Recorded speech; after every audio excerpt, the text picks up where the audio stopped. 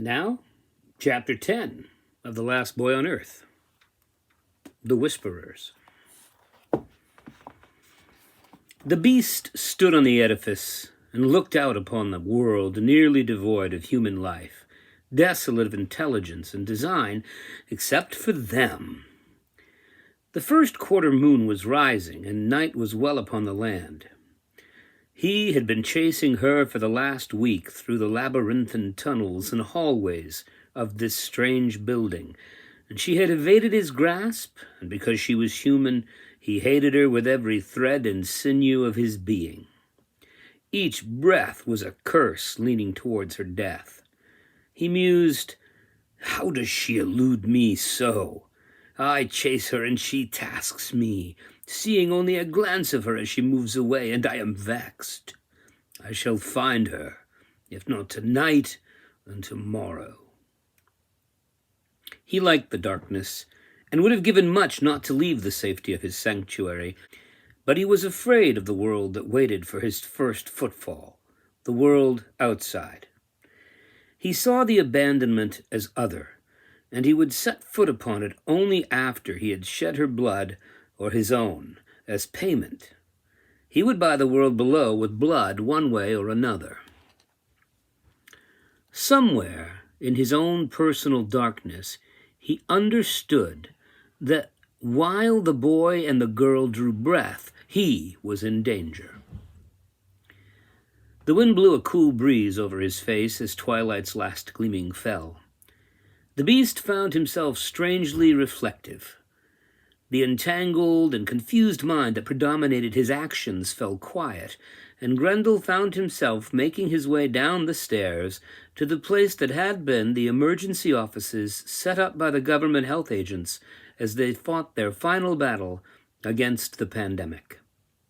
There, underneath a pile of papers that lay scattered on a desk, he deliberately searched for an item. A photograph of a woman and a child. In a moment, he had it in his taloned claw. He quietly gazed at it for a long time. The woman and the child in the picture were smiling, sitting on a wharf near a body of water. She had long blonde hair that cascaded in curls over her shoulders.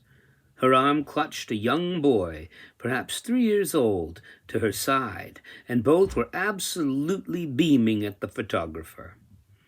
Feelings of tenderness, kindness, even of love briefly made themselves evident to the creature. Was that a wrinkled brow on his face? Was that a single tear appearing out of the corner of his eye? He looked up from the photograph and scanned the room in which he stood, full of disorder, dead bodies, wrack, and ruin. And then slowly he let his glance fall back upon the picture, now nothing more than a lost world. He put the picture back on the desk and turned toward the stairwell. If the boy and girl remained, then nothing was fair. Why had they survived when those two in the photo hadn't? What magical power, what provenance of grace held their lives dearer than these two? How had they survived? He would never speak it, but he was afraid of them. They were other, and from before.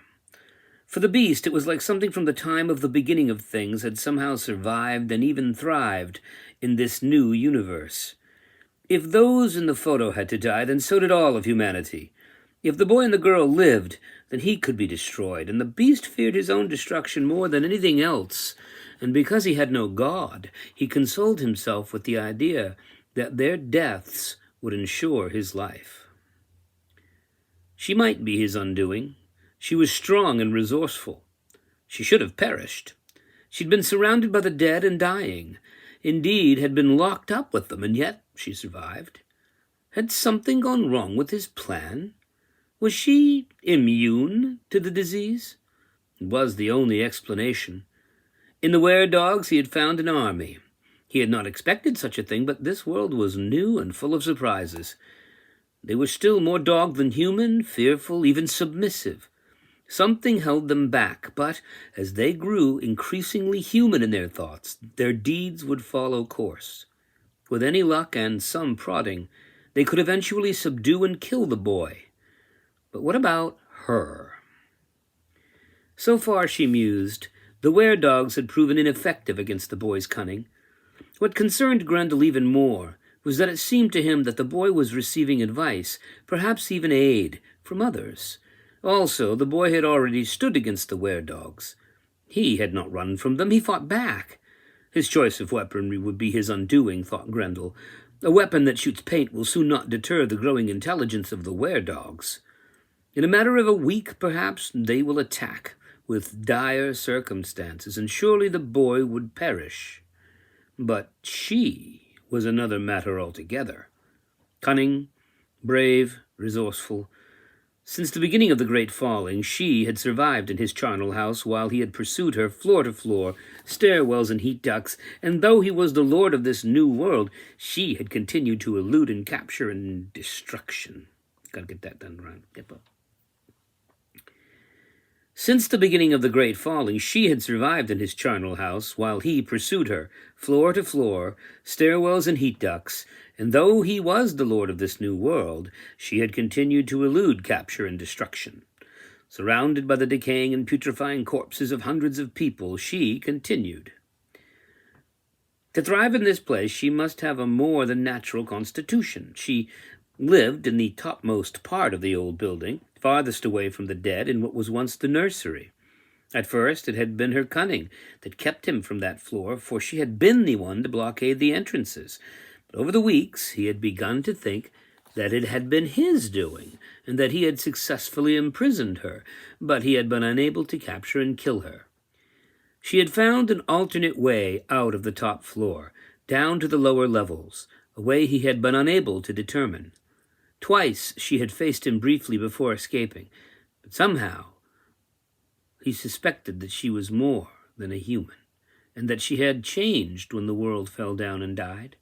Perhaps both she and the boy had survived because they had changed while the rest of humanity hadn't. She was his nemesis. Dark thoughts fed inside the creature's mind while the stars came out and wheeled overhead. His latest reconnaissance from Fenris informed him that the boy was safely inside the library. He cursed the boy's choice of lair. The monster abhorred knowledge because it was human knowledge, and therefore was a charm against his power of ignorance and fear. Given enough time, human knowledge had always destroyed him before. How many times during human history had he arisen, teeth bared and fangs dripping, only to be smashed down by human knowledge? In the old world he had fed with delight upon millions in all of his myriad forms, but when science arose, he finally found an enemy capable of stopping him. He had been reduced to exerting his influence in the poorer quarters of the world, the part forgotten by the West with all of its riches. He knew that given time enough, humans would always push him back down, detain him, and even destroy him. Speed was his weapon this time. It had all happened so quickly that even science was blinded by it. So close this time, so close, yet two survived. But two could rebuild the world. He heard the howl from below and knew it to be the call of Fenris, the largest and brightest of the were-dogs.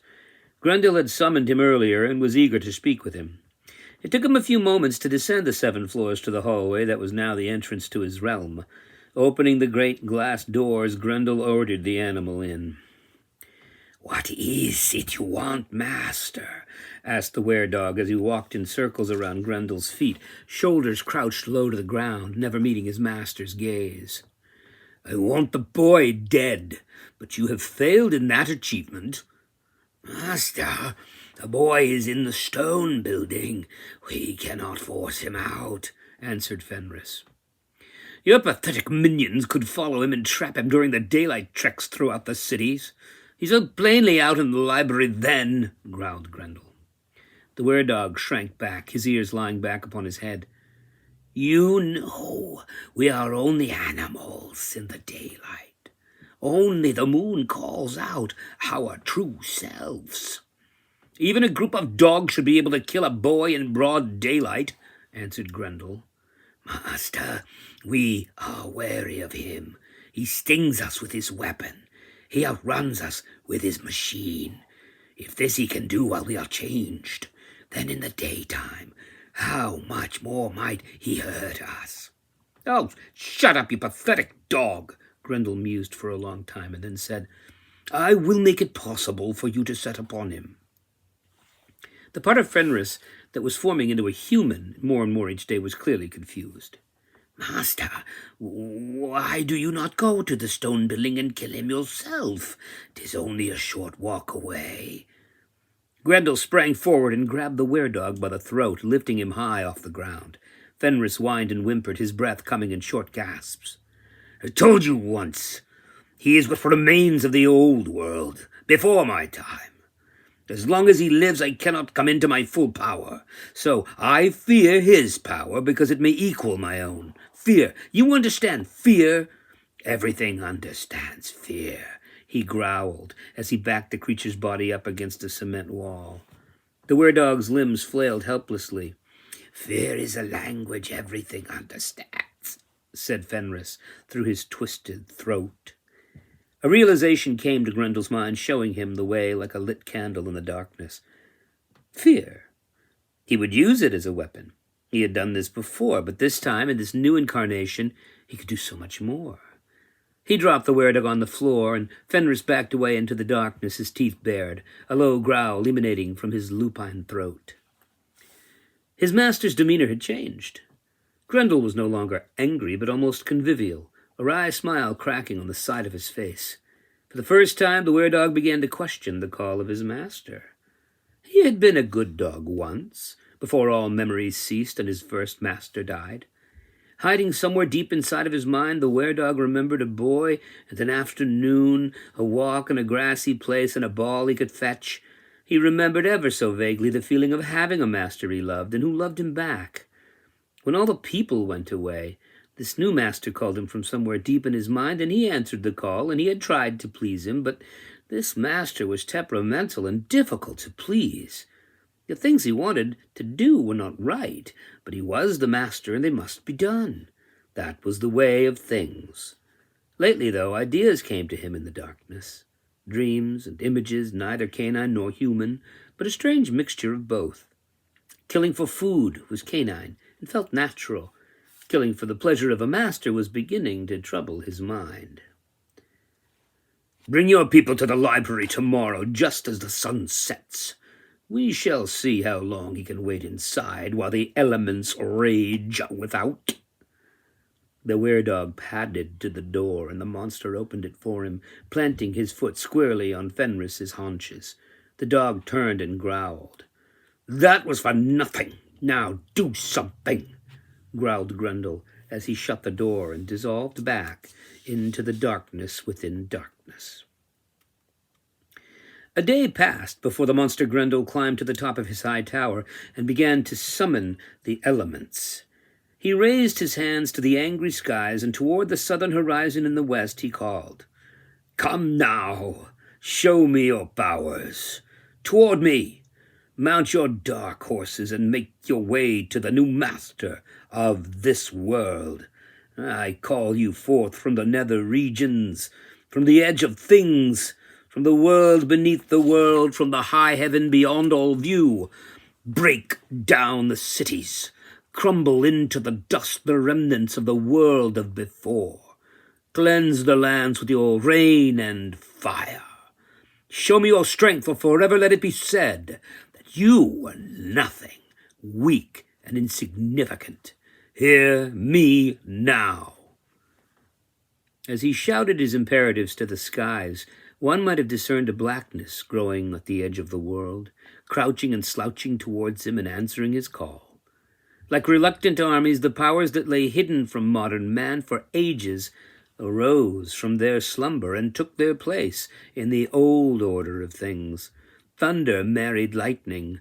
Cold shook hands with the flooding rain and hail, and together like Valkyries riding to gather up the bodies of the slain upon some forgotten lost battlefield of old, they rode forth to wreak their long-pent anger upon an almost empty world. Grendel stood atop his ramparts for a long time before he was appeased, and retired to his darkness below. As he stood in the doorway that led to the labyrinthine world of the old Eastern Maine Medical Center, he could be heard muttering, "This will flush him out of his castle of books and stone. Then that miserable excuse for an ally, Fenris, can kill him. But I must be the one who takes care of her tonight. Today, Brady would be Don Quixote, riding his noble steed Rocinante. They would travel the roads in search of injustice, righting wrongs as they went. Today, he would see giants, not in the form of windmills like in Cervantes' book, but in the giant form of the statue of Paul Bunyan on the Bangor side of the river. He would be a knight-errant today, because today, that's what he felt like being. Yesterday, he was Hawkeye from the Last of the Mohicans, scouting the deep forest for Mohawks. Tomorrow, he was already planning on being Frodo Baggins approaching Mount Doom as he wove his way through the hidden paths of Mordor. Had there been other people around, he would have only imagined, but because he was so utterly alone, he decided to do more than imagine. He would become. He'd been happy to imagine when other people were watching, but he'd discovered something wonderful after all the people were gone. When no one was watching, you could be anyone. You could do anything. With no one to judge you, you could be anything at all, and the world was like a blank piece of white drawing paper, only you were the pencil.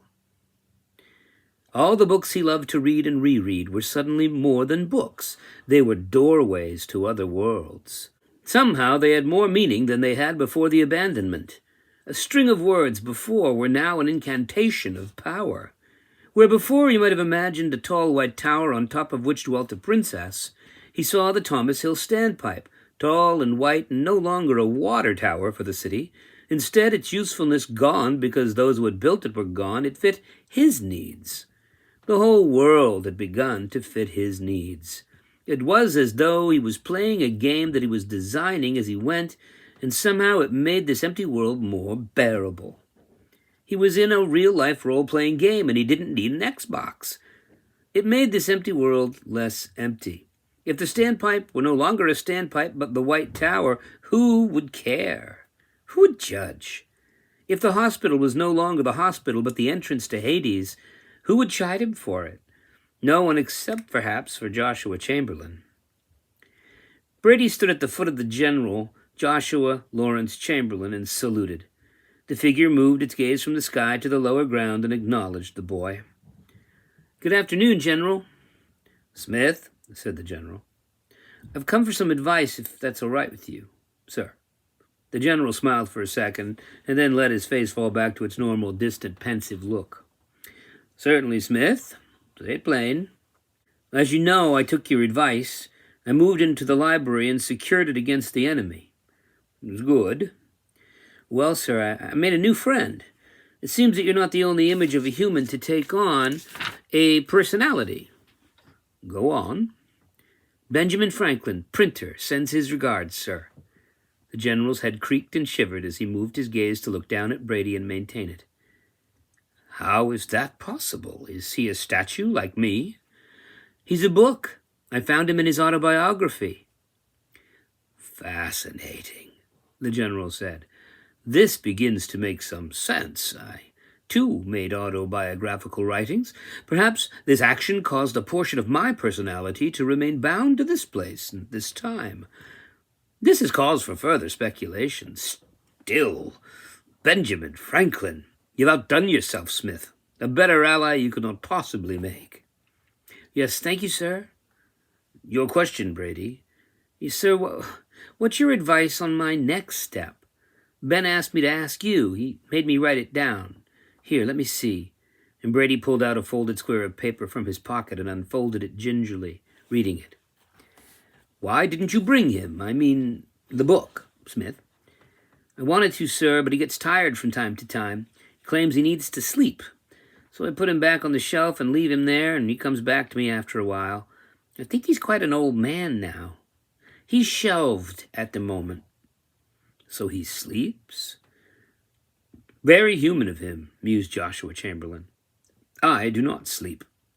I wonder if he dreams." Brady did not know. "He says, 'What is the nature of the enemy of which you speak? Do you know anything about the enemy that can aid our young friend?'"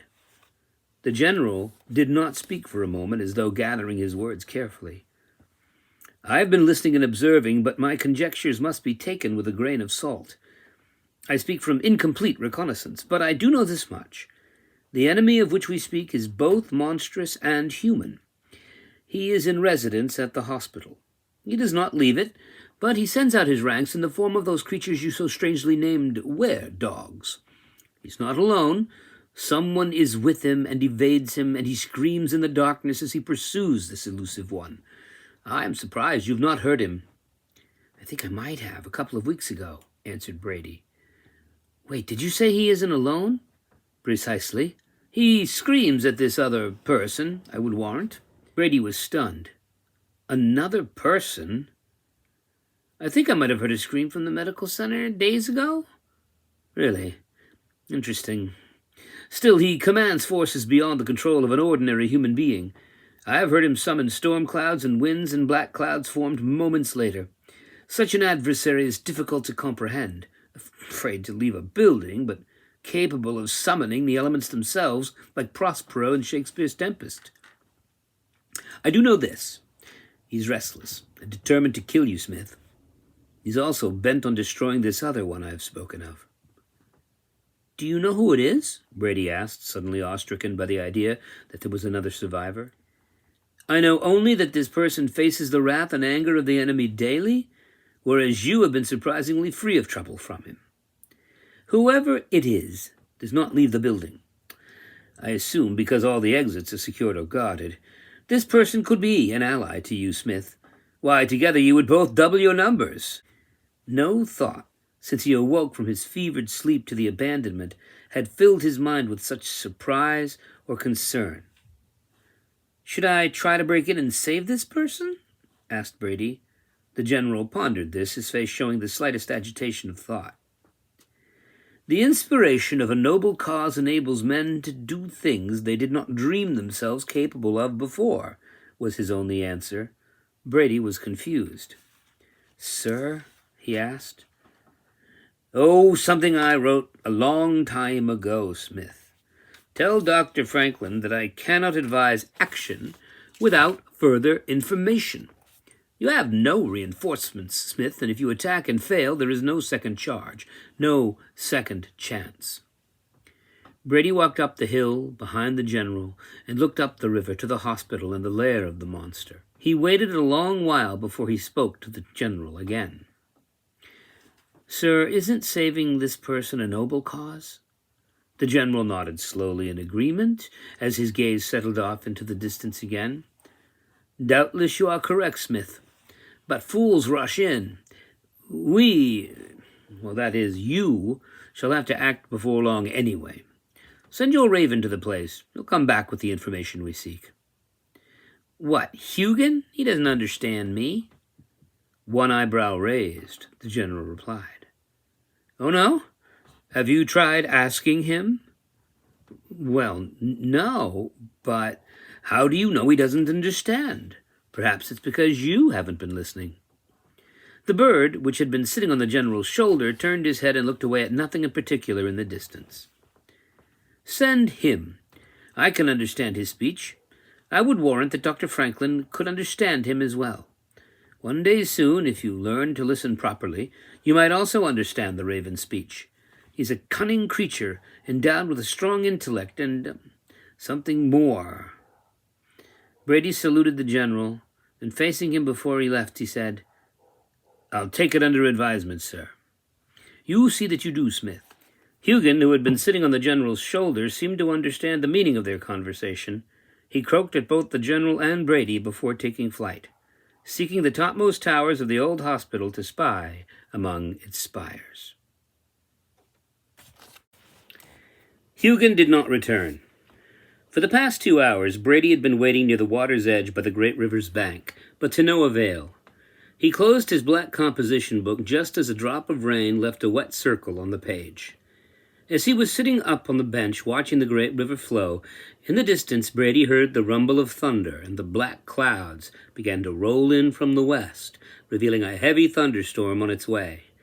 As the dark clouds began to cover the landscape, he felt a strange change in the air, almost electrical, but also something more, something other. He whistled for Max, who dutifully appeared from around the shack at the edge of the river.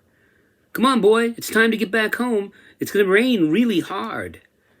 By the time he reached the library, it was raining hammers and nails, and the thunder had begun to crash more loudly, showing its approach as fast and furious. He unbolted the heavy lock on the door in the back of the library and entered.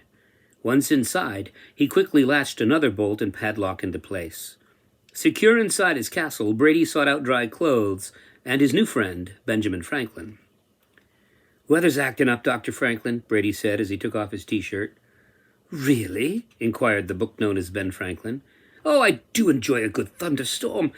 Did I ever tell you about the time I discovered that lightning was electricity?" Pulling on a dry T-shirt, Brady answered, No, not really." "Oh, that was a time, let me tell you. I postulated that the friction of the particles in the air created a charge, and so I determined to see if that charge, like a flowing river, could move from one place to another. Has there been lightning?" "Not yet, but it's coming. I spoke with the general. He's certain that whoever is in the old hospital is out for my blood, but he insists that someone else is in there as well. He told me to send Hugan to check the place out. The general thinks we need more information before we can make our move. I guess all we can do now is wait and be patient," answered Brady. "He that can have patience can have what he will," answered Ben. As the minutes turned to an hour, the thunderstorm continued to grow. The sky, which normally would still have been sunlight with the early rays of dusk, was now black, and the rain descended in sheets against the large panes of glass along the front row of the library. The lightning was striking with great regularity, crashing like nothing Brady had ever seen before. Thor was hammering the earth with Mjolnir, and mighty Zeus himself was hurling Hephaestus' thunderbolts, one after the other, into the thirsty ground, surrounding him as they continually closed in. This was more than a mere thunderstorm. Crash after crash shook the walls of the library, rattling the windows and making Brady fear for his life. He took Ben and called Max, and together they ascended to the topmost part of the library, under the copper cupola. "Brady," asked Ben, "why up here? Why not the basement? It would be safer." Something intuitively told Brady to seek the highest point nearest to the storm. Brady only answered, "I don't know why, but I think that's what I'm supposed to do." "What's that you say? Supposed to? I don't understand," said Ben. "Me neither. Call it a hunch." It was the worst storm Brady had ever known. He sat down in the center of the floor, directly under the cupola, and gazed upwards. The only windows up there were those circling the dome itself, and he could see the flashes of light, but not the actual lightning strikes that were currently drumming their frenzy outside. Max huddled on Brady's lap, shivering and whining like an overly large puppy, each successive lightning strike and thunderclap driving his head farther into Brady's armpit. For a long time they sat there, hoping the storm might abate, so that they might live to see another day, but after an hour the storm showed no sign of lessening its attack.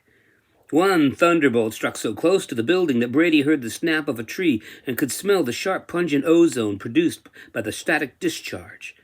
It was apparent to him that he was now in the center of the whirlwind, and that was also precisely the moment when he began to hear the whisperers again.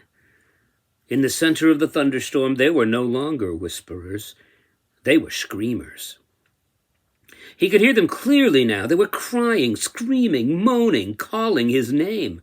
They were plaintive and urgent in their need for some sort of answer. Brady could hear them all clearly for the first time since he awoke to the abandonment. There were so many, and if he closed his eyes, he could envision them all around him, above, around, and below.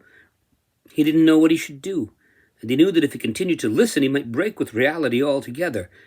He began to hold his head and moan in confusion and pain. "My boy, are you quite all right?" inquired the old Philadelphian. "No, not really," was Brady's answer. "Is it the storm, lad? It will pass, you know. They always do," said Ben Franklin. "No, it's the whisperers. They're in my head. I can't stand it. They're screaming at me." Ben had no eyes, and was only a book, and the idea of a man long dead. But even that personification could understand the fear inherent in Brady's voice. Ben then asked the probing question, "What are they saying, Brady? Talk to me." said Ben. "I can't figure it out. It's like they're saying everything." Once, Brady had read that while drilling a test hole during the Soviet era in Siberia, some geologists drilled the deepest hole on Earth. It seemed like they hit an air pocket deep down, beyond any place humans had ever drilled. The scientists lowered a microphone into the hole and recorded the sounds from far below. The story was that they had not found only a hole in the earth, but hell itself. The subsequent recording, released on various internet sites, was supposed to be the sounds of millions of damned souls crying out in anguish and torment. Of course, Brady knew that this was foolish. The deepest hole in the world was in South Africa, and it's a diamond mine. And Brady also wondered whether scientists would send out a microphone instead of a camera. The sound file on the internet was probably just a recording of a middle school dance. Of course, Brady knew that the story was pure fabrication, but he couldn't help think that this sound he heard now sounded like hell. He struggled to hold on to his mind, but each time he made a strong effort to focus on something other than the voices of the screamers. The storm outside rose in intensity as though in answer to his effort. He sat cross-legged and under the center of the cupola, his hands covering his ears, his head bowed in concentration and effort. "Brady!" screamed Ben as loudly as a book could scream. "Brady!" he shouted again. Brady opened one eye and said, What do you want?" "Son, you have to stop resisting the voices. Stop trying to shut them out. Just imagine what would have happened if you'd never listened to the General or to me. I think they're trying to make contact. They want to speak with you." "They're angry, Ben. They hate me. I'm afraid of them," shouted Brady. "Just so. Face your fear, my boy. They're only voices. They only have words. Words can't destroy you. Try to understand instead of giving in to your fear. Investigate, observe, listen. Listen to them. Don't work against the world. Work with it. There are forces all over the place we can't see or hear or understand until we pay attention to them, like electricity. Perhaps they are invisible, but they're still present." Brady hesitated. He was almost as afraid to admit his true feelings about the voices as he was about the voices themselves. He imagined the whisperers to be the last words of all the people on earth who had perished, streaming at him, flooding him, and possibly overwhelming him, until finally he would crumble beneath their sheer persistence. "Ben, I'm scared," said Brady quietly. Ben replied calmly, "Scared? Well, of course you are. You'd be foolish not to be. But to let that stop you would be a shame. I understand fear, Brady. When I signed the Declaration of Independence, when I sailed to Europe and dealt with kings, and when I sought to understand the fire in the skies, I was concerned for my safety too, but I did it anyway. That's courage, Brady. Courage is being afraid, but doing the thing anyway. Anything else is running away."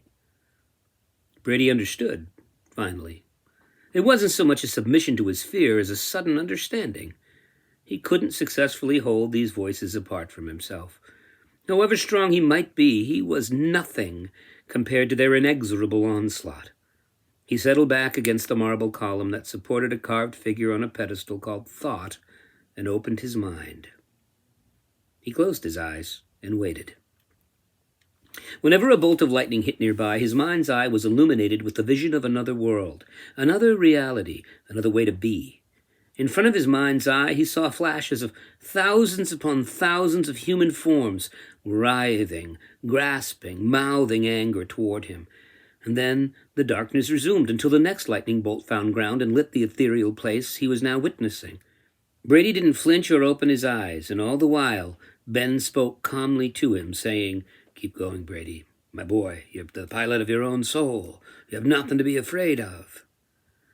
As the storm raged about him, it lit his view erratically, like he was on a journey towards or away from something, and each illumination showed him a different scene. The tense and tortured scenes he witnessed upon surrendering himself to this dream world had been gradually replaced by scenes of less violence and far less anger. There were happy people, families, people who even began to look vaguely familiar, as though he had seen them before. There were people of all races and colors, heights and builds, all turning in a maelstrom choreographed by one rampant need, to make contact with the being known as Brady Smith. In the center of his mind, a face came into view, and a face that went with a voice. At first it flickered and evaporated, wavered and faltered, but the moment lingered and the face took definite form. The voices that sounded like so many tortured souls lessened in intensity and faded into the background, and all he could see was a girl's face, and all he could hear was her voice. "Hi, Brady," she said. Brady knew her. He would know her face at another time in another life. She was Susan, the girl he had thought about on and off for the last 4 years. She'd been in his class since the 3rd grade, and he had never so much as spoken to her privately. Sometimes they had to work together in class, and at those moments, Brady was fascinated to the point of distraction. Susan played the trumpet in the band. Susan was a straight-A student who had been to Europe. Susan read Jane Austen books when other girls read Twilight. She was golden-haired and beautiful, quiet and strong.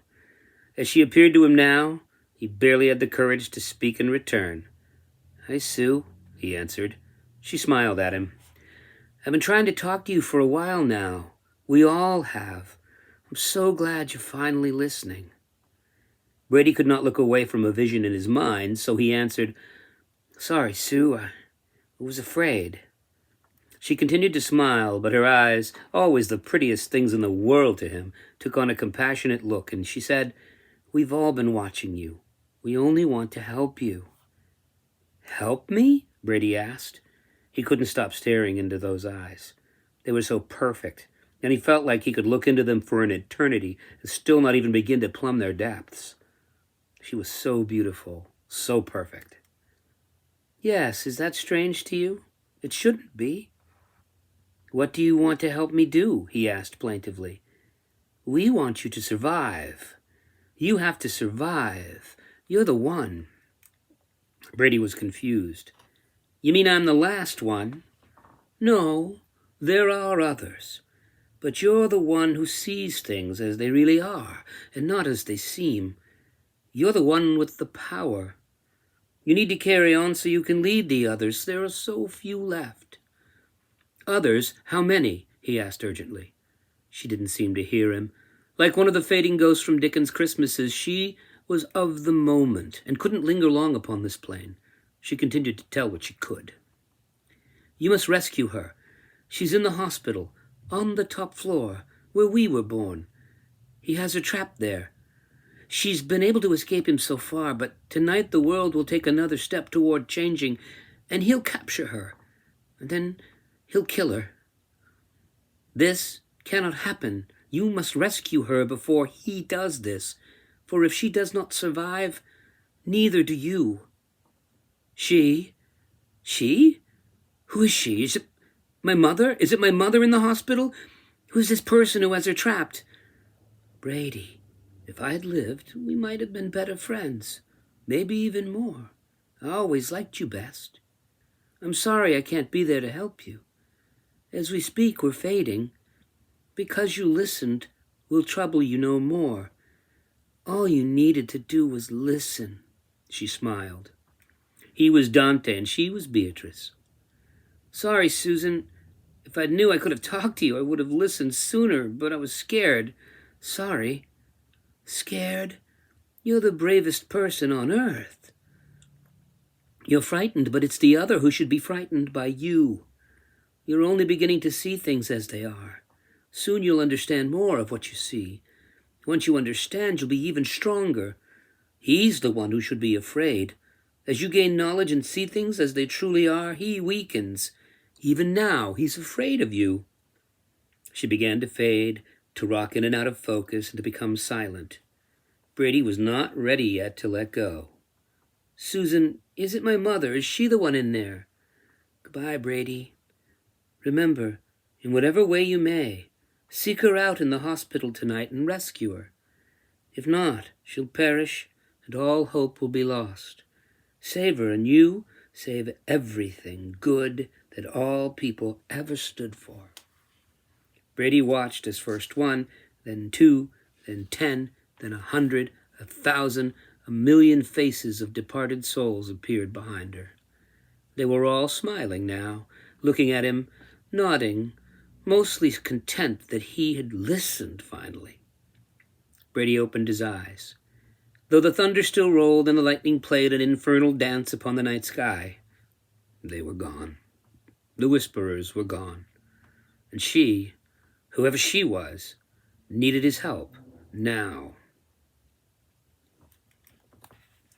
Grendel stood upon the roof of the hospital and watched the storm he had summoned with great satisfaction. One might even see a hint of glee upon his face, albeit a wild and undisciplined glee. One by one the lightning strikes set the great city on fire, so much so that even the rain couldn't undo what the wind whipped into a fury. The great city, once known as Bangor, was burning. Plumes and pillars of smoke could be seen against the stark white of the lightning's staccato strikes. Soon the boy would have no place to run, and when the fire completely devastated the city, the boy would be dead. He would have to go out into the open, out of that infernal hall of knowledge, and there his weredogs would finally fall upon him and tear him to shreds.